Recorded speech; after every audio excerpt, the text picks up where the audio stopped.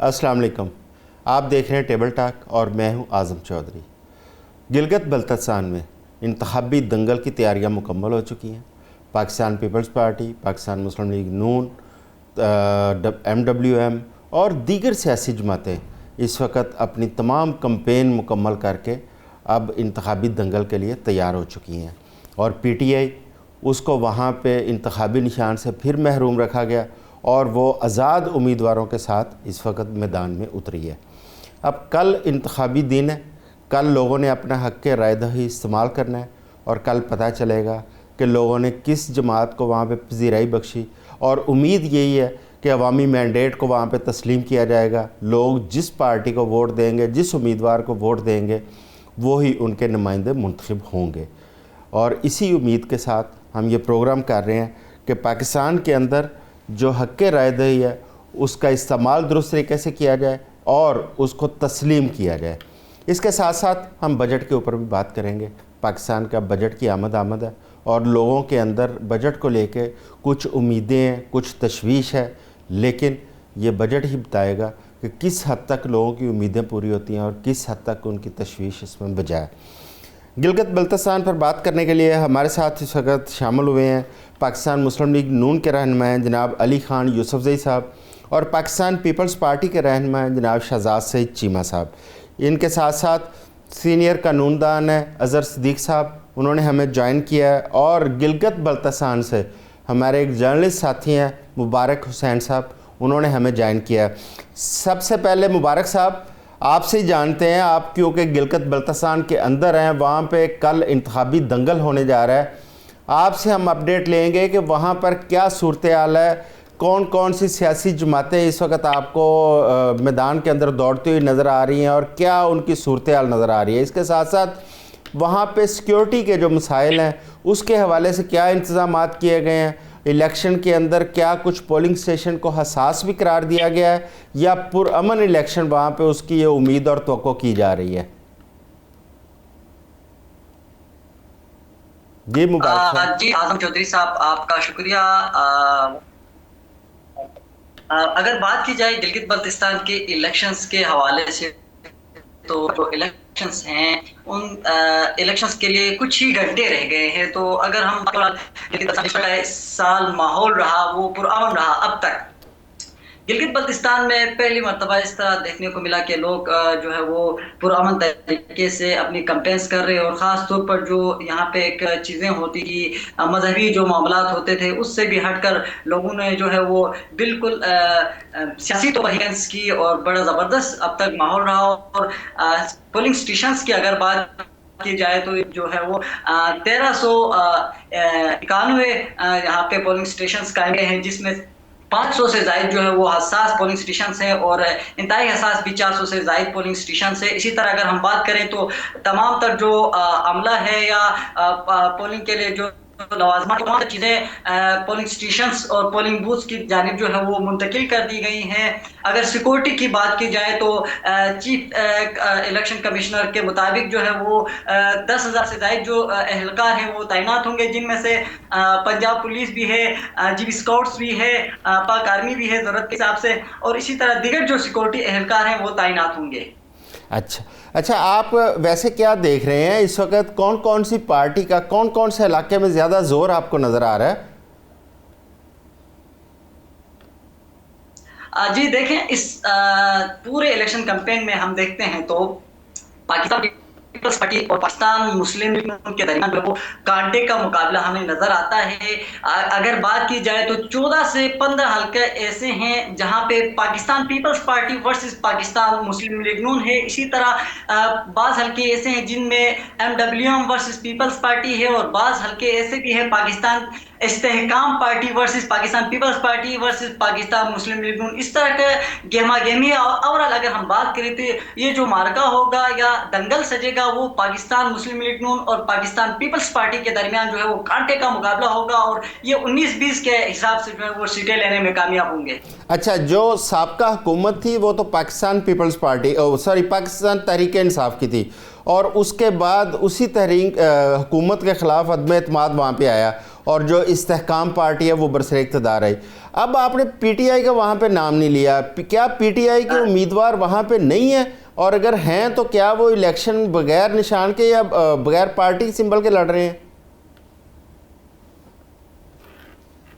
देखिए, पहले चीज मैं आपको यहाँ पे क्लियर करता चलूँ कि गिलगित बल्तिस्तान में जो लास्ट हुकूमत थी वो अदम एतमाद से नहीं, बल्कि जो एक केस बना था साबिक वज़ीर आला खालिद खुर्शीद और पाकिस्तान तहरीक इंसाफ के जो सदर हैं खालिद खुर्शीद साहब, उनके ऊपर एक केस बना था। नाअहली के बाद जो है वो हुकूमत अमल में आई थी, मखलूत हुकूमत बन गई थी। ये तमाम पार्टियों की, जिनमें से फॉरवर्ड ब्लॉक का था और पाकिस्तान पीपल्स पार्टी भी शामिल थी, नून लीग भी शामिल थी। अगर हम बात करें इस वक्त पाकिस्तान तहरीक इंसाफ की, तो गिलगित बल्तिस्तान में पाकिस्तान तहरीक इंसाफ जो है वो इलेक्शन कमीशन के मुताबिक रजिस्टर्ड नहीं है, जिसके बाद उनके जो उम्मीदवार थे वो जो है एक मकामी पार्टी यहाँ पे बनाई गई थी गिलगित बल्तिस्तान डेमोक्रेटिक पार्टी के नाम से। वो जब उनको टिकट्स जारी हुए पाकिस्तान तहरीक इंसाफ के जो जितने रहनुमा थे डेमोक्रेटिक की जानिब से, तो वो पार्टी भी रात गए एक मैसेज के जरिए वो पार्टी ही मंसूख हो गई, उसको सस्पेंड कर दिया गया, उसके जो कागजात इलेक्शन कमीशन के मुताबिक पूरे नहीं थे, जिसके बाद पाकिस्तान तहरीक इंसाफ के जितने भी उम्मीदवार थे वो इस वक्त आज़ाद हैसियत से जो है वो मैदान में हैं। और इसी तरह कुछ सीटों पर जो है वो कुछ हल्कों पे पाकिस्तान तहरीक इंसाफ ने MWM के साथ इल्हाक किया हुआ है, वहाँ पर वो इलेक्शन कॉन्टेस्ट कर रहे हैं। यहाँ पे मैं आपको बताता चलूँ, MWM की पोजीशन ऐसी है कि 1 से 2 सीट MWM निकालने में कामयाब होगी। अगर हम बात करें पाकिस्तान तहरीक इंसाफ की जो आज़ाद उम्मीदवार हैं वो इस दफा जो है वो इस तरह सरगर्म हमें नजर नहीं आते हैं। गिलगित बल्तिस्तान का आपको थोड़ा सा मैं बैकग्राउंड बताता चलूं, यहाँ पे वफाक में जिसकी हुकूमत होती है, यहाँ गिलगित बल्तिस्तान में भी उसी की हुकूमत होती है, लेकिन इस बार सिचुएशन थोड़ी सी डिफरेंट है। वो वहां पे मुस्लिम लीग नून की हुकूमत होने के बावजूद यहाँ पे थोड़ा सा सस्पेंस है।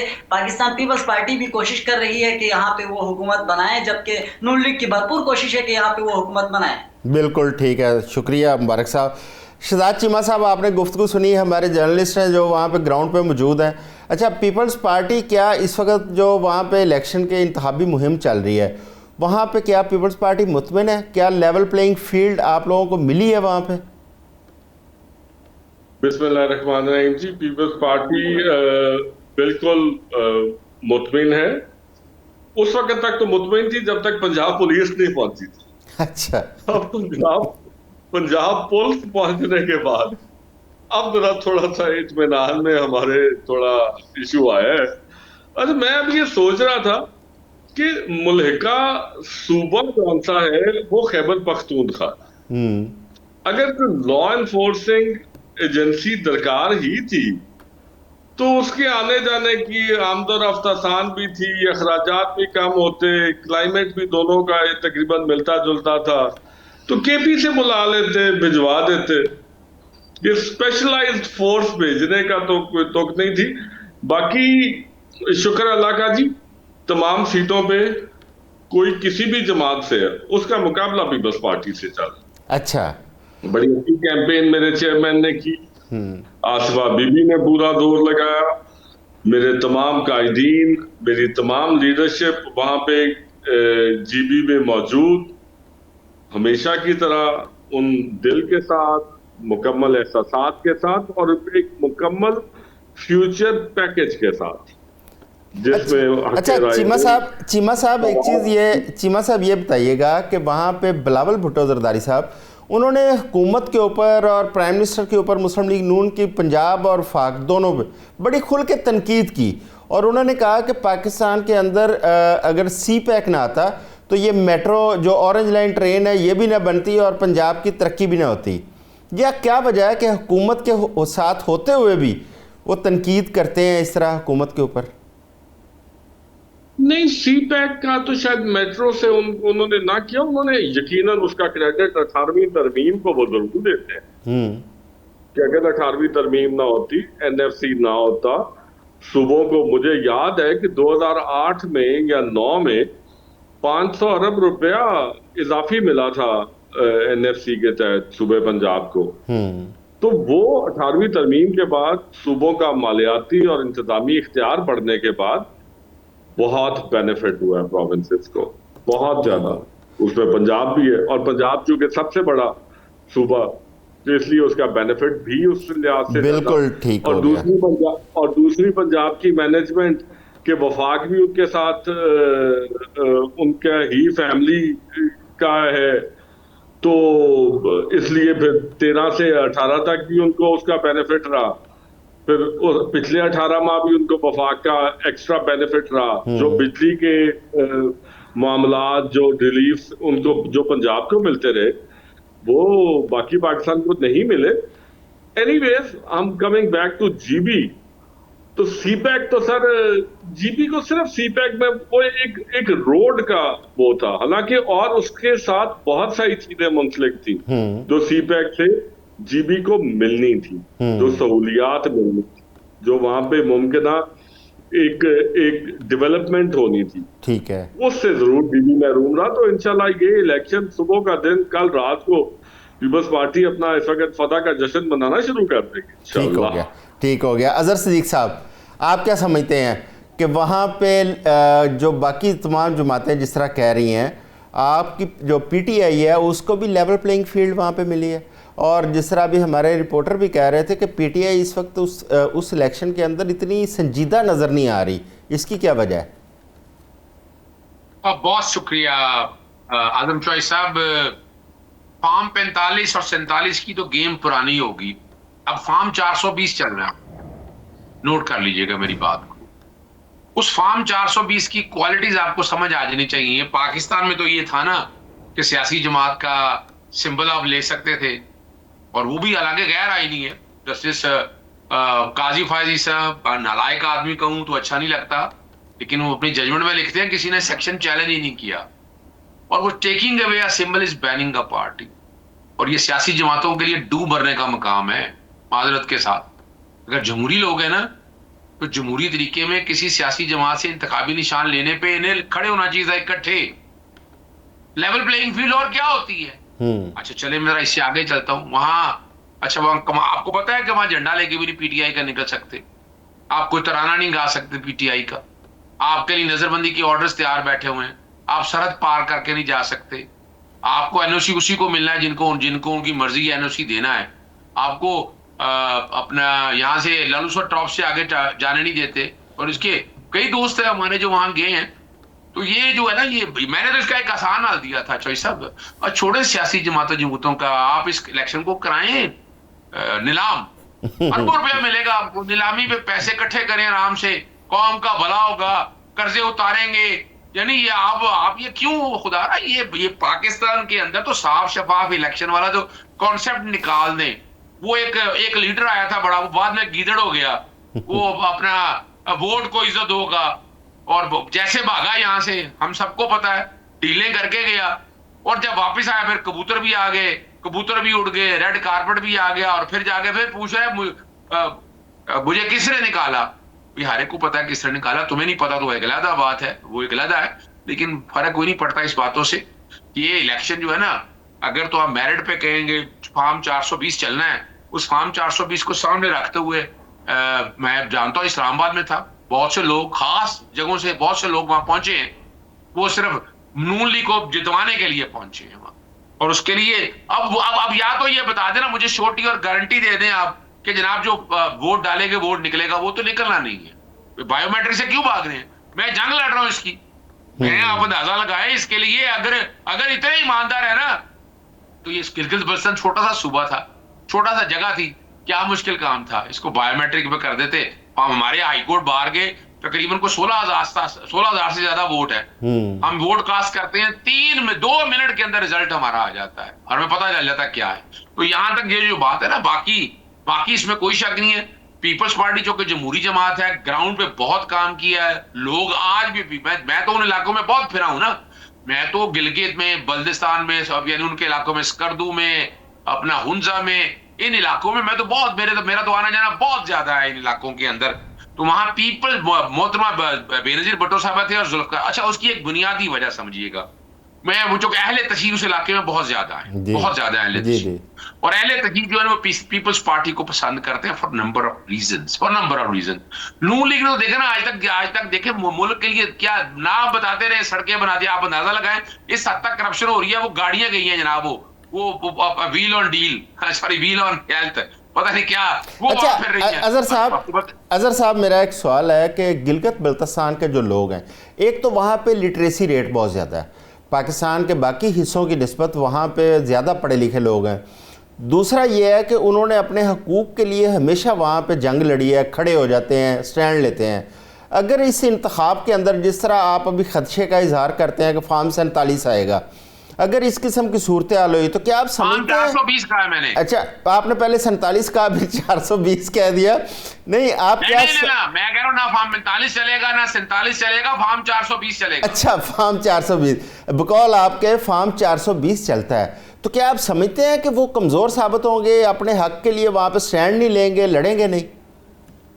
देखिए, याद रखिएगा, आप आज़ाद कश्मीर में देखिए, मुझे खुद एतराज़ है अवामी एक्शन कमेटी के ऊपर। आपने उनको बैन कर दिया, आपने दहशतगर्द जमात बना दिया उसको, जैसे पीटीआई को बनाया आपने।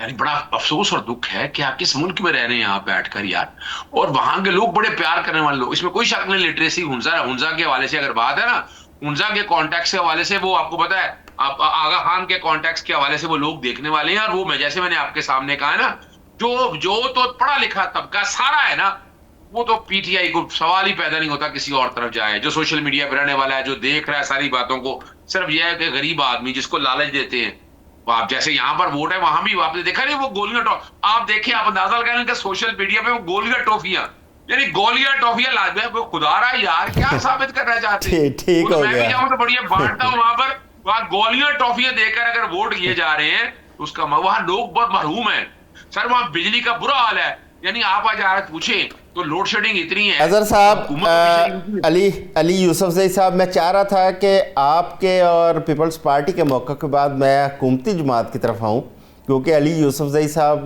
रिप्रेजेंट करते हैं मुस्लिम लीग नून को। अली साहब, ये दो जो एतराज़ात हैं मैं समझता हूँ बड़े वैलिड हैं कि एक जमात को, एक पाकिस्तान की ज़ाहिर है पार्लियामेंट के अंदर भी बड़ी जमात है, वोट बैंक है, उसको उसके निशान से महरूम करना, पाकिस्तान के अंदर भी और गिलगित बल्तिस्तान में भी। आप एक डेमोक्रेटिक पार्टी से तल्लुक़ रखते हैं, आप समझते हैं कि क्या ये ठीक है, ये अमल उनको निशान से महरूम करना? दूसरा, किसी अपने ही मुल्क के हिस्से में जाना और उसके लिए एनओसी का दरकार होना, इसको आप कैसे जस्टिफाई करते हैं? शुक्रिया चौधरी साहब। ऐसा है कि अदर साहब तो खैर खुद उसने वो जो इनकी मकबूलियत की वो जो गुब्बारा था ना, उससे तो खुद इसने हवा निकाल दी और कहा कि जी पीपल पार्टी वहां पे बहुत ज्यादा जो है उसने काम किए हैं। अगरचे अदर साहब जो है मुझे एक काम नहीं बता सकते। वहां पे 2 यूनिवर्सिटी है, दोनों मुस्लिम लीग नून ने बनाई है। वहां पे कार्डियोलॉजी हॉस्पिटल है, मुस्लिम लीग नून ने बनाया। वहां पे जो है कैंसर हॉस्पिटल है, मुस्लिम लीग नून ने बनाया। वहाँ ये जो अताबाद झील का जो टनल्स हैं वो मुस्लिम लीग नून ने बनाए। वहाँ पे रोड इंफ्रास्ट्रक्चर है, मुस्लिम लीग नून ने बनाए।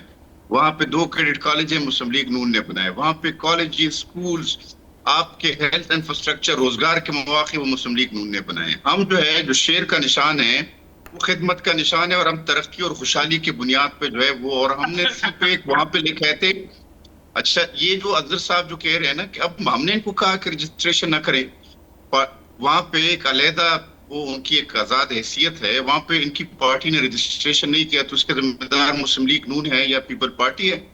अच्छा, ये तो न 3 में न 13 में वहां पे तो इनकी मकबूलियत भी नहीं है। इमरान खान जो है जो कहते थे कि जी वो बहुत बड़ा मकबूल लीडर है, तो गिलगित में तो वो हवा निकल गई, हरिपुर में निकल गई, बाजवड़ में इलेक्शन हुआ, इनके अपने सूबे में हुआ, वहां पे कौन सा फॉर्म था? वहां पे फॉर्म 47 था, या जो ये कह रहे 420 फॉर्म था। अच्छा, इनको इतनी बड़ी बड़ी शिकस्तें हुई कि ये 70,000 के वोट पे भी जो है, जब इनको 70,000 की शिकस्त भी हो जाए ना वोटों का, तो भी कहते हैं धांधली हुई। अच्छा, इन्होंने कौन सा इलेक्शन माना है? यानी ये जब से पैदा हुए, इन्होंने तो 97 का इलेक्शन जो इमरान खान जो है वो सारी मुल्क में हार गया था, उसको भी नहीं माना था। ये तो 2001 में जो बल्दियाती इलेक्शन हुआ जिसमें पूरे पाकिस्तान में इनका काउंसलर नहीं मुंतखब हुआ, उसको भी इन्होंने नहीं माना। ये तो 2002 के इलेक्शन को भी नहीं माना इसने। 2005 के इलेक्शन को कम माना, 2008 में भाग गए थे। 13 के इलेक्शन में जो है पूरा साल जो है ये इधर जो है इधर उधर फिरते रहे, फिर 126 दिन का धरना दिया। हर इलेक्शन में 18 में इनको मैनेज किया गया, आरटीएस बिठाया गया, पोलिंग एजेंट्स जो है निकाल दिए गए, फिर जो है वो जो जहांगीर तरीन का जो जेट तैयारा था वो जो है फिरता रहा, और आजादों को भर भर के जो है इनको प्राइम मिनिस्टर बनाया गया, वजीर आला उस्मान बुज़दार को मुसल्लत किया गया।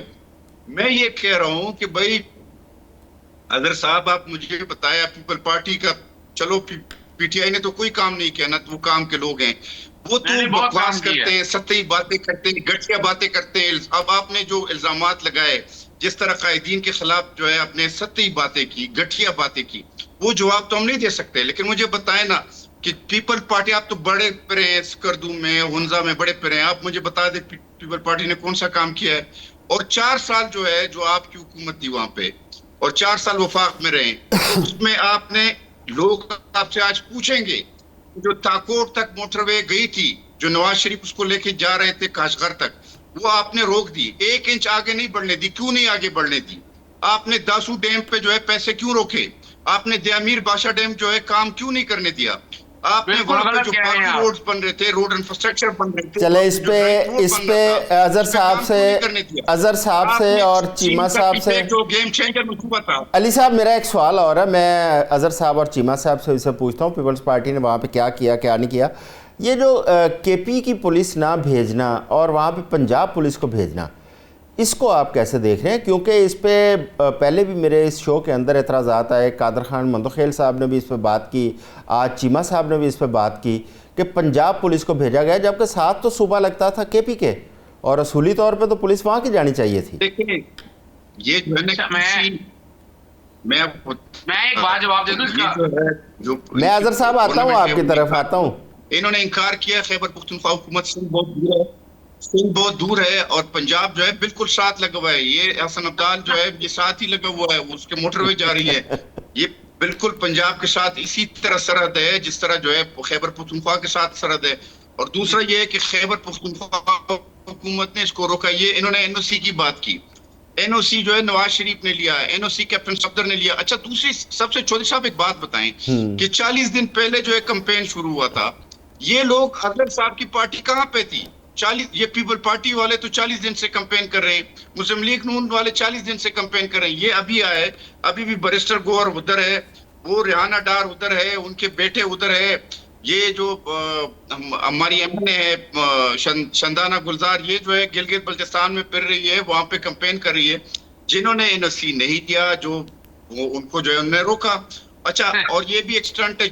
ठीक हो गया अली साहब टाइम की किल्लत है। मैं अजहर साहब, चीमा साहब की टेक से बाद मैं आपकी तरफ आ रहा हूँ। चीमा साहब, अभी अली साहब ने कहा कि पीपल्स पार्टी ने वहाँ पे क्या किया, सवाल तो उन्होंने अजहर साहब से किया, लेकिन पीपल्स पार्टी के आप रहनुमा हैं, आप बताइए, पीपल्स पार्टी ने 2009 में जीबी का एक आईनी स्ट्रक्चर वहाँ पे बनाया, उसके अलावा पीपल्स पार्टी ने वहाँ पे क्या किया? सर, वो आईनी स्ट्रक्चर को ही आगे बढ़ाना चाहिए था इन लोगों को। हमने शनाख्त दी जीबी को, हमने एक पूरा उसका एक ऐसा ढांचा दिया कि जिस ढांचे की बुनियाद पे आगे अमारत अगली हुकूमतों ने खड़ी करनी थी। ये मैं with all due respect both the parties जो हमारे बाद इक्तदार में रही, वफाक में रही, और वफाक को मरहूने मिन्नत रखा, जीबी को भी और एजेके को भी। ये एक पुरानी रवायत चलती आ रही है, which is a very sad tradition भी है, पॉलिसी भी है। और इसी पे तो मेरा चेयरमैन बात कर रहा है कि 500 सूबों, हम तो हमारा तो जो ना रहा 500 सूबों की जंजीर पे नजीर वाला, तो 5वां सूबा उसको क्यों नहीं डिक्लेयर किया जाता? वहां पे हकूक़ मलकियत क्यों नहीं दिए जाते? उसको देने में इनको कौन सी ऐसी कमजोरी है, कौन सा अमर माने है कि ये आगे मूव फॉरवर्ड नहीं कर सकते? कोई इदारा दे देना, मैंने डिस्पेंसरी बना दी थी, मैंने एक स्कूल प्राइमरी बना दिया था, मैंने प्राइमरी को मिडिल करा दिया था, ये सारी चीजें जो है ना जी, ये कॉन्स्टिट्यूएंसी की गुफ्तगू है, सूबे की गुफ्तगू नहीं है। सूबाई गुफ्तगू, उसका लेवल, उसका मेयार, और वफाकी गुफ्तगू उसका मेयार बिल्कुल डिफरेंट होता है। ठीक है, जिनके वसाइल हैं उनके वसाइल उन तक पहुंचने चाहिए, उस वसाइल के समरात उन तक पहुंचने चाहिए, उनके पास प्री कंसीव्ड पैकेजेस में जाना चाहिए कि अगर वो वफाक का के ज़ेरे असर है तो फिर, और पसंदीदा है तो फिर उसको उसके साथ फेवरेट सलूक किया जाएगा, नहीं तो ਉਹਦੇ ਨਾਲ मतरई माल बिल्कुल ठीक है। आजम भाई, आगे अब फर्दर की चीजें नहीं चल सकती है। नहीं, अब हसन अब्दाल और सुकंदू की आज कुर्बत पता लगी, जोग्राफिया मेरा इम्प्रूव कर जाएगा इंशाल्लाह। तो ये इन सारी चीजों को आगे फर्दर चलाने के लिए हमें ये मतहती सेंट्रलाइजेशन से निकल के डिसेंट्रलाइज करना पड़ेगा। ये किसी दिन मैं अब किसी दिन मैं गिलगित गया तो मैं अली साहब से ना जी जी सर आदम भाई जी हम इत्तेहादी हैं वफाकी हुकूमत के, लेकिन हमारा ये कौन सा इल्हाक है, हमारे जो वफाकी हुकूमत है उसको डिसेंट्रलाइज करने की आदत डलनी चाहिए। बिल्कुल ठीक है, तकसीम करें, वसाइल तकसीम करें, इख्तियारात तकसीम करें। अजहर साहब, अब एक तो आइंदा गिलगित गए तो मैं अली साहब से गाइडेंस लेके जाऊंगा ताकि मैं पंजाब से बराह रास्त गिलगित पहुंच पाऊं, केपी को माइनस करके। अच्छा अजहर साहब, पुलिस के हवाले से आप बात कर रहे थे कि पंजाब पुलिस को वहाँ पे भेजना और केपी पुलिस को ना भेजना, इस पर भी ज़रूर बताइएगा। और दूसरा, अली साहब जो बात कर रहे हैं उसका भी जवाब दें। अच्छा, मैं अली साहब तो बातें कर रहे हैं ना, वो मैं अब क्या कहूँ, वो सारा काउंसलर का है। आपको पता नहीं पंजाब के अंदर वो ओजड़ी है इकट्ठी करने के लिए क्रेडिट कौन ले रही है? हुकूमत पंजाब। ओ भाई, इसलिए हुकूमतों का काम है। अब मैं बताता चलूं कि पीपल्स पार्टी ने कितने काम किए, इन्होंने तो किया ही कुछ नहीं है। अच्छा, वो ऐसा जैसे जेब से बनाई हो कोई चीज। मैं बताता हूँ, 2009 के अंदर चले गए हैं, पीपल्स पार्टी की वफाकी हुकूमत ने Gilgit Baltistan empowerment and self governance order जारी किया। वजीर आला और गवर्नर को अपना मजबूत बनाया उन्होंने, और 7वें एनएफसी के वार्ड और सूबाई मुख्तारी के लिए ये काम थे करने वाले। अब मैं आता हूं क्या किया उसके बाद जब खालिद खुर्शीद साहब आए ना, तो अपना 2020 से 2025 में से 2023 तक ही रहे ना, वो उन्होंने अपना 370 अरब रुपए के 5 साल तरक्याती पैकेज का ऐलान किया, जिसमें सड़कें, बिजली, सियाहत और बुनियादी ढांचे के मंसूबे शामिल थे। सियाहत के फरोग, मादनियात, हाइड्रो पावर और खुसूसी इक्तसादी जोन के हवाले से मुतअद्दिद मंसूबे शुरू किए जो आगे बढ़ाए। अब तनकीद, अब जो मैं देखे हूं, डैम तो अगर देखा जाए तो एक्चुअली डैम बनाने के हवाले से या तो जस्टिस साकिब साहब का क्रेडिट है, उन्होंने अवाम में अवेयरनेस पैदा की, और या पाकिस्तान तहरीक इंसाफ का, वरना ये तो डैम की इन्होंने दबा के रखे हुए थे और कौम पूरी को पता है कि डैम किसे। अब आए अगली बात की तरफ, धांधली किसका नाम है? देखिए, धांधली एक है प्री पोल धांधलिंग, एक है पोस्ट पोल धांधलिंग। प्री पोल धांधलिंग के 6 बड़े सबूत। सबसे पहली बात, इंतखाबी निशान लेना, आज ये कहना अगर रजिस्टर नहीं कराया, ये नहीं कराया, ये बेवकूफ बनाने की बात है। उन लोगों को कंपेन करने के लिए आने से रोकना, इससे बड़ी और धांधली क्या हो जाएगी? तीसरी धांधली, आपने पंजाब पुलिस किस कैपेसिटी में लेकर आए वहां पर, क्यों लेकर आए, क्यों उसके किस्में कहने पे, और वो मान रहे हैं, खुद मान रहे हैं कि हम लेके आए हैं। अच्छा, अगली बात आ जाए, वो व्हील्स ऑन डील और क्या क्या पता नहीं क्या क्या पैकेज लगाकर वो आप बता रहे हैं जी बीमारी का इलाज। यार, इतना सा खामोश बैठे रहते और चुप बैठे रहते यहाँ पर बैठकर, क्या आपको तो इतना ही पता नहीं है कि क्या करना है या कैसे करना है? मुझे ये बता दे, ये पिछले 4 सालों से इनकी हुकूमत है वफाक से, क्या बड़ा काम किया, क्या बड़ा काम किया? जितने सड़कों का काम हुआ ना, वो तो सीपैक का हिस्सा था, वो तो होना ही होना था, यानी उसमें कोई बड़ी बात क्या है? मैं लेकर चलता हूँ, क्या हालत है वहां पर, हमारे पास कितनी शिकार है, वो बेरोजगार है वहां पर, वक्त की किल्लत है। अजहर साहब, मैं चाहूँगा अली साहब से मैं आखिरी टेक लूँ। अली साहब, मैं चाहूँगा कि चंद सेकंड के अंदर बताएं कि अब अगर मुस्लिम लीग नून बरसरे इक़्तिदार आती है तो क्या मंशूर है गिलगित के हवाले से?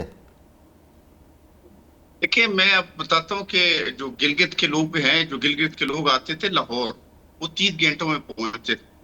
अभी जो है वो 14-15 घंटों में पहुंचते हैं, 16 घंटों में पहुंचते हैं। इंशाल्लाह जब हमारी हुकूमत आएगी तो इंशाल्लाह वो 7-8 घंटों में पहुंचेंगे। अच्छा। वहां पे मजीद हॉस्पिटल बनेंगे, बच्चों को हम स्कॉलरशिप देंगे, हम बच्चों को लैपटॉप देंगे, वहां पे उनके अच्छे जो है IIT जो है सेंटर्स बनेंगे और बना रहे हैं।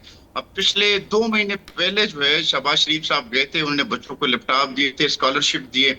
आपके लाहौर में बहुत से जो बच्चे पढ़ते हैं उनको जो है अली साहब, thank you very much. Azhar साहब, थैंक यू वेरी मच। बेशक जिन मनसूबों की आप बात कर रहे हैं इनकी भी अपनी अहमियत है, लेकिन किसी भी सूबे को, मुल्क को मजबूत करने के लिए आपको मजबूत और देरपा पॉलिसीज़ बनाने की भी ज़रूरत है ताकि देरपा प्रोजेक्ट्स हों और वहाँ के मुल्क और कौम को फ़ायदा पहुँचे। अभी वक्त हुआ एक शॉर्ट ब्रेक का, हमारे साथ रहिएगा, आते हैं।